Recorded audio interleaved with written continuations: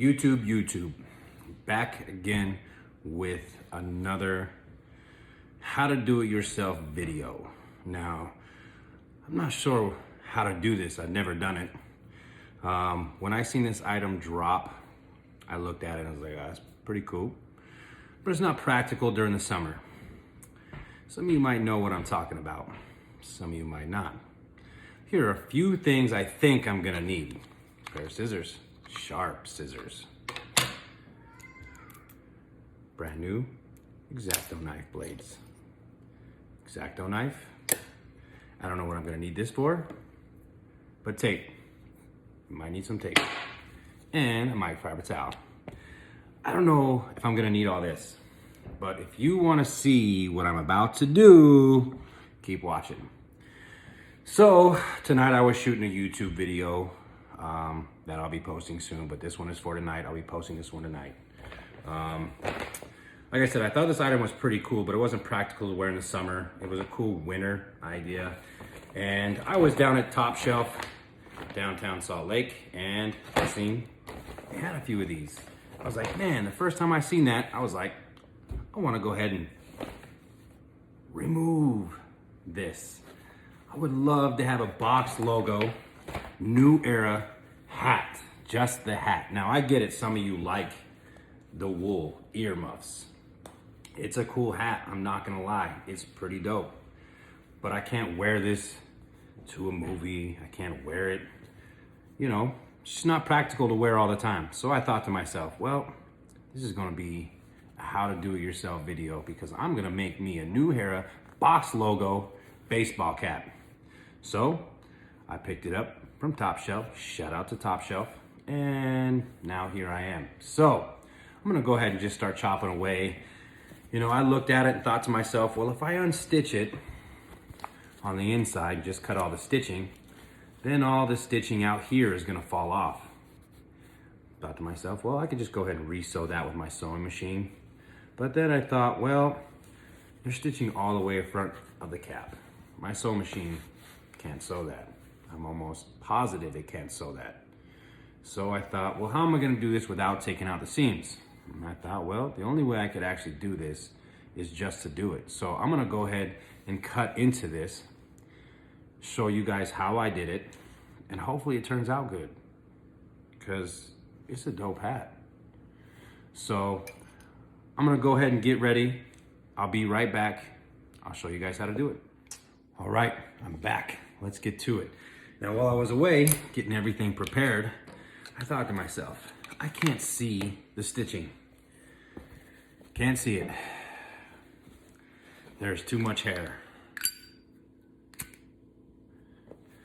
So I'm actually gonna melt some of this hair back down. Not too much. You don't want your hat stinking. And just melt it back so I could kind of see what's going on, because I really don't know what to expect. I don't know what this is gonna look like once I cut into it, where I'm actually even cutting. I'm not 100% certain, but all I know is I wanna make this look as factory as possible. So I'm just gonna go ahead and start chopping away at the end here. Just get this in there. Like I said, I don't know if this is the best way to do it. All I know is I got everything I need. Some tape, a microfiber rag, a blade, some scissors. So I'm just gonna start cutting along the edge of the hat here. The bottom of the hat, which when you look at a hat, you just see just the bottom. So, all right, so it looks like once I cut it, and again, I'm cutting it right on the very edge of that, but you can see the second layer. So I removed the front layer, which is here, but it has this fur that seems to be still attached. So I could either, one, burn it, but I think burning technique, I think, should be the last. So we're gonna put the lighters away. We're gonna take our sharp scissors and I'm gonna go ahead and just cut this layer away and see what it does. I said, man, this is kind of a weird angle. I wish I was left-handed. And I'm just gonna slowly cut down. Now, the last thing we wanna do is accidentally cut into the hat. So I'm gonna be real careful not to go too short. As short as I can go, but as long as I don't cut into the actual hat, it'll look as factory as it can. Okay, so now I've just basically done just the corner of the brim, just to kind of get it away so I can see it. See what the heck is going on inside here, because man, it's too furry. See, I knew you need some tape. This tape gonna solve all this loose fur, get it out of the way so I can see it. Now it looks like I got it pretty clean. I just need to go ahead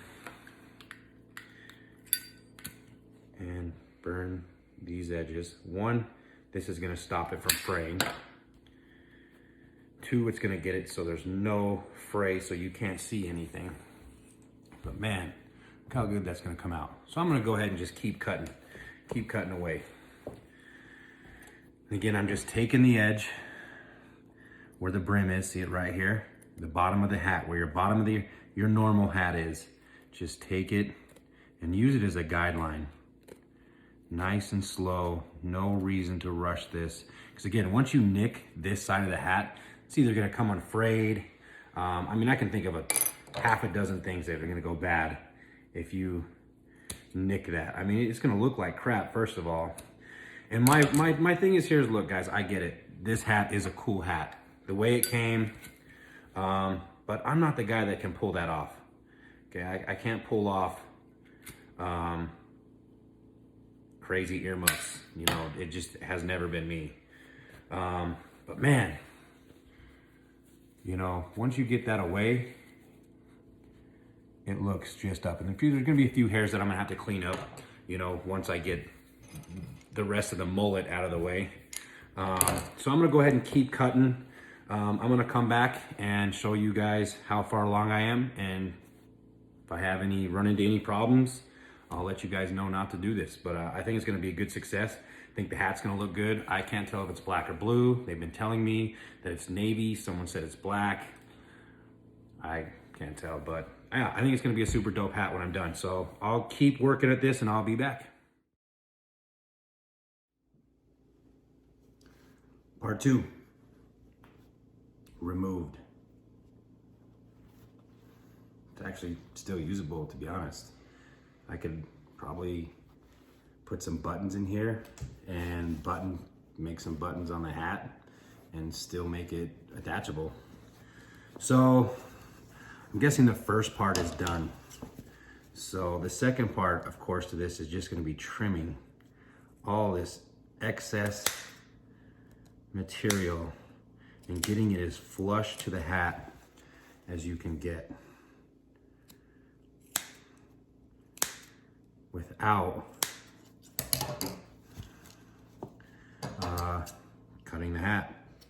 Again, that is rule number 1. Numero uno, do not cut the hat, because then to me, this whole project just doesn't make any sense. So I'm gonna go ahead and take my Zippo and just get all these little tiny ends that could just be burnt off. But I think at the end of the day, I just got me a dope ass box logo, New Era Supreme hat that I could wear with anything. I don't have to worry about going snowboarding. It honestly just killed, it looks like I killed a cat in here. That's where the tape comes in.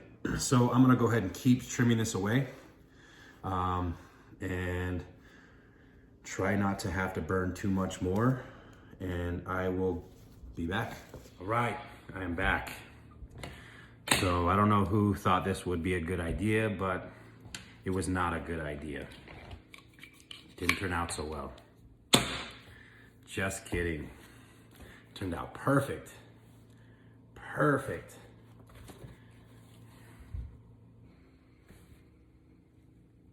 See a little bit of seam on the bottom, but I sealed it up. So basically after I cut everything, I used the tape that I suggested, cleaned off all the cat fur. Looks like one's been murdered here. And just started cleaning up. I used the lighter around the edges, and basically all I did was heat up all the fringes, all the little fringy little threads sticking out, and I patted them up because once you melt the tips, they get a little bit sticky. And I wanted to keep it from fraying or anything like that. So what I did is I just slightly heated them up and then just tapped on them and stuck them up against the hat, and they sealed in there pretty good with that. It fits just like a normal hat. And like I said, I just wanted a box logo. Regular hat that I could wear everywhere. Didn't need to be in the mountains. Didn't need to be snowboarding. So you've seen it first.